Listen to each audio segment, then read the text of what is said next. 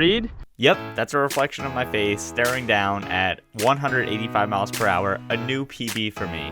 The next time out, I set another new PB, which at these speeds is literally crazy.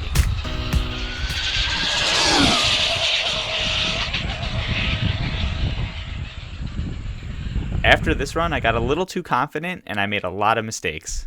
This run was severely overgeared.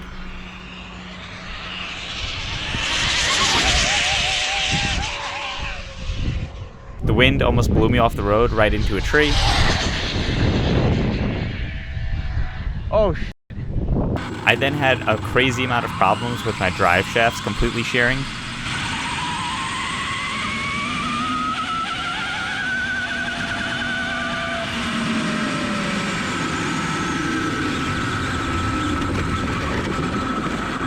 What a save though.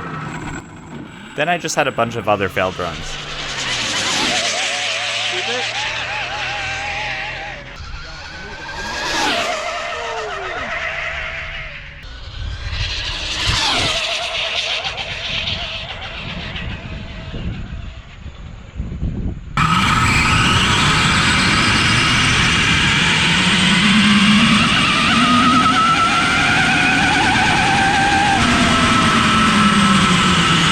Alright guys, I have to level with you because it's getting to the point where it's too much for me. I drive an hour and 20 minutes out to the spot each way. I'm waking up at 4 a.m. to get out there before there's traffic on the road because I want to do things as safe as possible. And you know, unfortunately, if Sprite decides that it wants to chew up a drive shaft, I just drove an hour and 20 minutes for no reason. And then all the time wasted getting it ready. I just, you know what? Rather than figuring out what's going on with Sprite, that's it. We're tossing him. Say goodbye. Nah, I'm just kidding. We're gonna figure this out. We're gonna find exactly what is wrong with old Sprite here. The first thing I need to figure out is why all of my drive shafts look like the 4th of July every time I make a pass now. If you look closely, you can see exactly what the problem is here. The drive shaft is parallel with the body, while the cup that it goes into is actually on a downward angle, and the standard pins just can't handle that angle. To solve this, I started using Scorched RC's Trident centered drive shaft.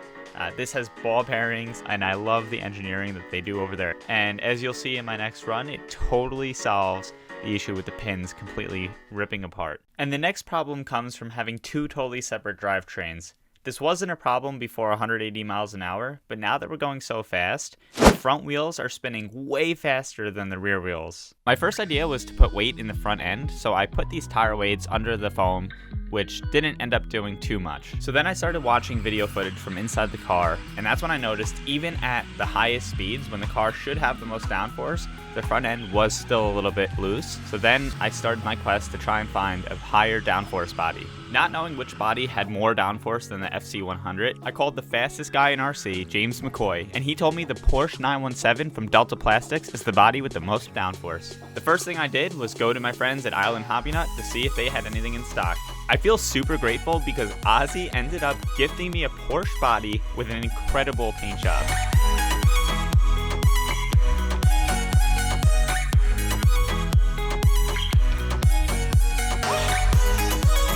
So Stephen K actually printed me out this support brace because this body is very flimsy. And another thing that I did is I actually fiberglassed this body. So I supported it in the back here all the way to the front. So now there's a lot more rigidity. I didn't do the sides because the K's also printed me out these awesome 3D printed parts that the body actually sits in now. Joe Diaz also absolutely crushed it, making me custom spools just for Sprite. Now there's no cup sitting in between the spools and it looks way cleaner. What's going on, guys? We are here at the crack of dawn with Sprite. We're about to make a first speed run with Sprite's new body. Check this thing out. Thank you, Island Hobby Nut, for the body, the paint job. This thing is absolutely incredible. We're gonna give this thing a first shot here. We're out here, crack of dawn, like I said. Sun's just starting to rise over there. And we're gonna see what we could do, boys. All right. It's on there.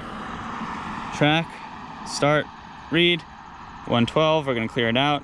Stop, Read 0. All right, track, start. We are testing. Let's do this.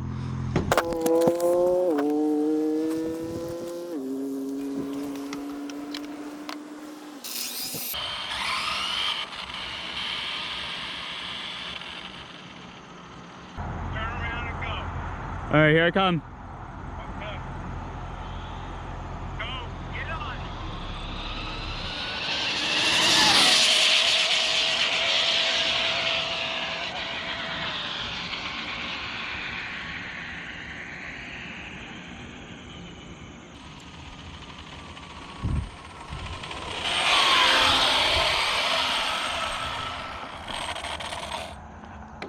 I'm waiting for you, don't worry.